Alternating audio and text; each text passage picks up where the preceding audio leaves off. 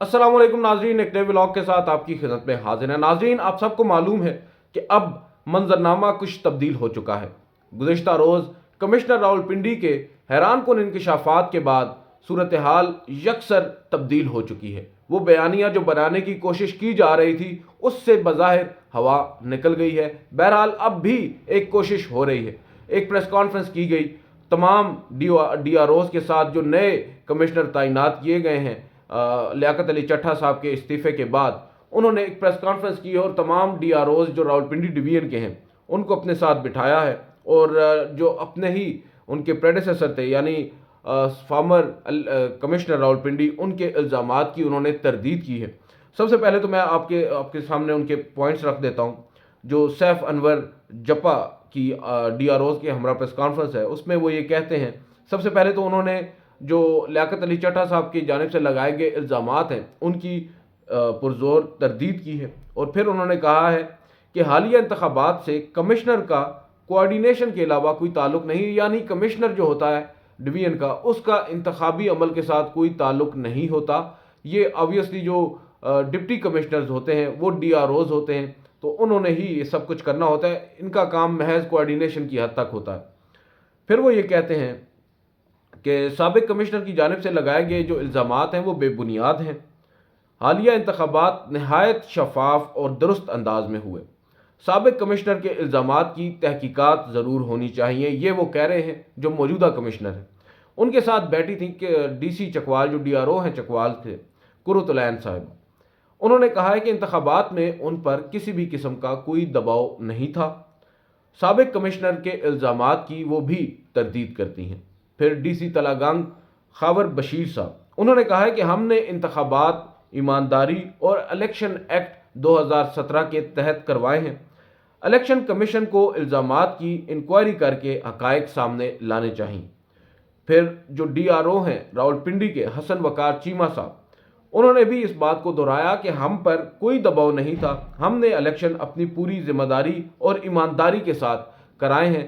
धांधली के जितने भी आप कह सकते हैं कि इल्ज़ामात लगाए गए उन सब को इन तमाम DROs ने जो ज़िम्मेदारान थे डायरेक्टली इंतखाबी नताइज को कम अज़ कम जो इनिशियल स्टेज पर होता है, आपको मालूम है फॉर्म 45 को कंपाइल करना होता है RO ऑफिस के अंदर और वो कंपाइल करके फिर फॉर्म 47 बनता है, तो असल जो गेम डली है वो इसी पूरे दौरानिए में डली है।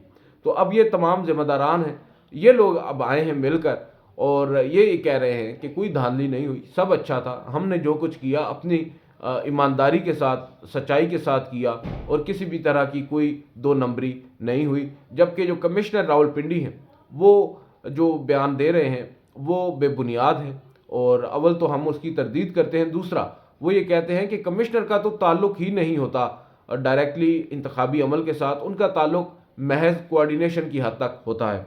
चलें मान लिया ये हमारे जो DROs हैं जो मुख्तलिफ़ हलकों में अपना अपना काम कर रहे हैं, ये लोग अगर आ गए हैं और ये लोग मान रहे हैं कि हमने कोई धांधली नहीं की तो हमें उनकी बात मानना होगी।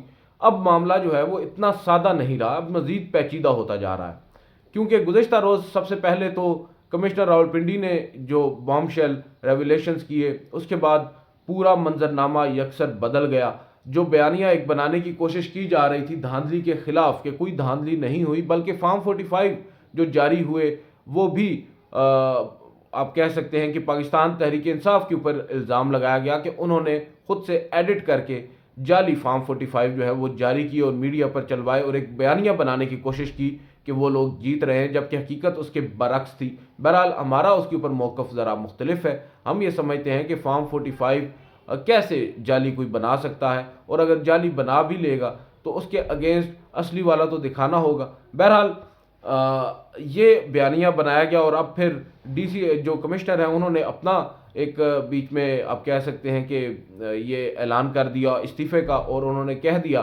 कि उनके ऊपर प्रेशर था, उन्होंने जो धांधली की है उसकी पूरी जिम्मेदारी लेते हैं और साथ साथ उन्होंने कहा कि मेरे सामने कई प्रिजाइडिंग अफसरान रोते रहे और खैर उन्होंने कन्फेस किया।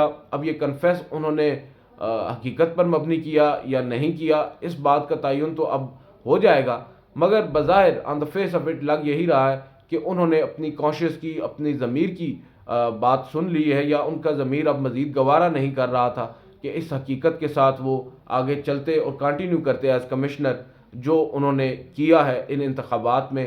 تبھی کیونکہ بہت سے لوگ یہ کہہ رہے ہیں کہ ان پر کسی بھی طرح کا کوئی دباؤ تو معلوم نہیں ہوتا، نہ ان کا کسی کے ساتھ کوئی تعلق نظر آتا ہے. ماضی میں مسلم لیگ نواز کے یہ بہت قریب رہے ہیں. مریم نواز کے حوالے سے کچھ ٹویٹس آ رہے تھے کہ مریم نواز بھی ان کے حق میں ٹویٹس کرتی رہی ہیں. اب اچانک سے مسلم لیگ نون یہ بیانیہ بنا رہی ہے کہ یہ شاید ذہنی طور پر تندرست نہیں ہے، ان کا کوئی سائیکولوجیکل ایشو ہے جو باتیں اس طرح کر رہے ہیں. ساتھ ساتھ وہ یہ کہہ رہے ہیں کہ جو صبح انہوں نے خودکشی کی کوشش کی. اس بیان سے بہت سے لوگ یہ تاثر لینے لگے کہ شاید ان کا واقعی کوئی ذہنی مسئلہ ہے. مگر بات یہ ہے کہ ذہنی مسئلہ ہو تو تمام باتوں میں وہ عیاں ہونا چاہیے. ایک بات پر وہ بالکل کلیئر ہے کہ فوج کا اس پورے معاملے سے کوئی تعلق نہیں ہے. وہ خود کہہ رہے ہیں کہ کمشنر لیاقت علی چٹھا صاحب کے فوج نے جو انتخابات کروائے ہیں وہ بڑے ہی درست انداز میں کروائے ہیں، شفاف انتخابات کروائے ہیں. مگر جو گیم ڈلی ہے وہ آگے جا کر ڈلی ہے، اور وہ الیکشن کمیشن اور چیف جسٹس آف پاکستان قاضی فائز عیسیٰ پر ذمہ داری عائد ہوتی ہے. تو جہاں تک بات ہے الیکشن کمیشن کی تو چلے اٹ میک سینس، بٹ قاضی فائز عیسیٰ صاحب کا اس روز کی جو مبینہ انتخابی دھاندلی ہے اس سے تعلق بنتا کم از کم مجھے نظر نہیں آتا. ہاں، انتخابات سے پہلے جو انہوں نے فیصلہ دیا اس پر ہم بھی بارہا تنقید کر چکے ہیں. جو بلے کا نشان پاکستان تحریک انصاف سے چھینا گیا اور اس کے نتیجے میں پاکستان تحریک انصاف کو کافی حد تک نقصان برداشت کرنا پڑا. مخصوص نشستوں کی صورت میں آپ دیکھ سکتے ہیں کہ ان کو مخصوص نشستیں نہیں مل سکتی. انتخابی نشان نہ ہونے کے باعث ان کے ووٹرز کو کافی دشواریوں کا سامنا کرنا پڑا. یہ تمام تر صورتحال تھی جس کو ہم نے ملوذ خاطر رکھ کر اپنی طرف سے جو ہمیں بہتر انالیسز لگا وہ کیا، اور ہم نے تنقید کی اس عدالتی فیصلے پر، کیونکہ عدالتی فیصلوں پر تنقید کا ہم حق رکھتے ہیں. اب جو بات ہے قاضی فائز عیسیٰ صاحب کا اس دھاندلی میں ڈائریکٹلی انوالو ہونا یا اس انتخابی نتائج پر اثر انداز ہونا، تو یہ بات تھوڑی سی ہضم نہیں ہوتی. یہ اب جو کمشنر راولپنڈی ہیں اگر کسی موقع پر ان کو عدالت بلاتی ہے تو انہیں ثابت کرنا ہوگا اور انہیں بتانا ہوگا. ادروائز یہ روایت اب ختم ہونی چاہیے کہ ایک سویپنگ سٹیٹمنٹ دے کر آپ کسی کا بھی کریئر داؤ پر لگا دیں.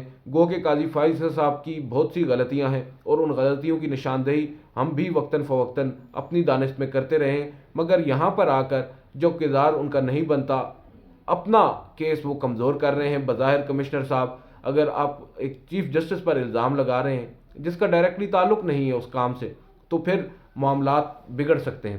دوسری جانب بہت سے لوگ یہ سمجھتے ہیں کہ اتنے بھی کملے نہیں ہیں، بڑے سیانے ہیں. فوج کو انہوں نے دودھ سے مکھی کی طرح باہر نکال دیا اور کہا ہے کہ فوج نے تو بالکل شفاف انتخابات کروائے ہیں. اب چیف جسٹس آف پاکستان آپ کو معلوم ہے گزشتہ روز سپریم کورٹ آف پاکستان میں چند صحافی وہاں حادثاتی طور پر موجود تھے یا جیسے بھی موجود تھے ہمیں نہیں پتہ. بہت سے لوگ بہت سے دعوے کر رہے ہیں. بہرحال ہماری اطلاعات کے مطابق تینوں جو رپورٹرز تھے وہ وہاں پر موجود اپنا غالباً ولاگ ریکارڈ کرنے لگے تھے کہ اچانک ان کی نظر پڑی کہ قاضی فائز عیسیٰ صاحب ان کی طرف آ رہے ہیں. انہوں نے فوری طور پر ان سے رجوع کیا، بات چیت کی، اور قاضی صاحب نے بھی کوئی ریلکٹنس شو نہیں کی اور ان کے تمام تر سوالات کے جوابات دیے اور جو ہاٹ ایشو تھا اس کو ایڈریس کیا. جو الزامات ان پر کمشنر راولپنڈی نے لگائے انہوں نے اس کے اوپر اپنا رد عمل دیا اور ٹو سم ایکسٹینٹ ان کو مسترد بھی کیا. انہوں نے کہا کہ الزامات لگا دینا آسان ہے، مجھ پر آپ جو مرضی الزام لگا دیں، مگر کم از کم ان الزامات کو ثابت بھی کرنا ہوتا ہے. چلیں ثابت کرنا تو بہت بڑی بات ہے. قاضی فائز صاحب کے مطابق ان الزامات کی حمایت میں یا ان الزامات کی سپورٹ میں کچھ ایویڈنس تو دیں، کچھ شواہد تو دیں تاکہ آپ کا کیس تو بن سکے. یہ کیا بات ہوئی کہ کسی کا بھی دل چاہتا ہے وہ اٹھ کر الزامات لگا دیتا ہے. تو چیف جسٹس آف پاکستان نے اچھی خاصی لمبی چوڑی تقریر کی ہے وہاں پر ہمارے کچھ صحافیوں کے ساتھ اور آن کیمرہ کی ہے، یہ ایک الگ بات ہے. بہرحال اب ایک تاثر یہ قائم ہو چکا ہے کہ چیف جسٹس آف پاکستان جو ہیں ان کو بھی استعمال کر لیا گیا ہے اور ان کو بھی شاید اب اس بات کا اندازہ ہو گیا ہے. کل کمشنر راولپنڈی کے جو بیانات ہیں وہ بڑے ہی انٹرسٹنگ ہیں. ان بیانات میں نہ صرف الیکشن کمیشن اور چیف جسٹس پر دھاندلی کا الزام لگایا گیا ہے بلکہ دوسری جانب فوج کو کلین چٹ بھی دی گئی ہے. اور ساتھ ساتھ ہم دیکھ رہے ہیں کہ اس وقت جو موجودہ سیاسی صورتحال ہے وہ کس طرف جا رہی ہے. پاکستان تحریک انصاف کہاں پر کھڑی ہے. پاکستان تحریک انصاف کو اب پھر آپ کہہ سکتے ہیں کہ قومی دھارے میں لانے کی کوشش بھی ہو رہی ہے، اور ان کے ساتھ بہت سے لوگ کہہ رہے ہیں کہ بات چیت بھی ہو رہی ہے، بیک ڈور رابطے بھی ہو رہے ہیں، ان کی اہلیہ کے ساتھ بھی بات چیت ہو رہی ہے، شاہ محمود قریشی صاحب بھی آن بورڈ ہیں۔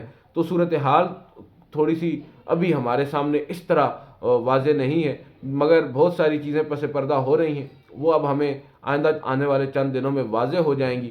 اب تمام تر نظریں سپریم کورٹ آف پاکستان پر لگی ہیں۔ چیف جسٹس آف پاکستان نے باوجود اس کے کہ کچھ ججز نے ان کو ہماری دانست میں، ہماری انڈرسٹینڈنگ میں، ہماری خبر کے مطابق انہیں مشورہ دیا تھا کہ اس معاملے کو ٹیک اپ کرنا چاہیے، چیف جسٹس آف پاکستان اب کیونکہ اکیلے نہیں ہیں، اب 3 رکنی کمیٹی ہے supreme court practice and procedure act کے بعد، جس نے 100 موٹو لینا ہے۔ اب اس 3 رکنی کمیٹی میں چیف جسٹس قاضی فائز عیسیٰ کے علاوہ جسٹس سردار طارق مسعود ہیں، جسٹس منصور علی شاہ ہیں۔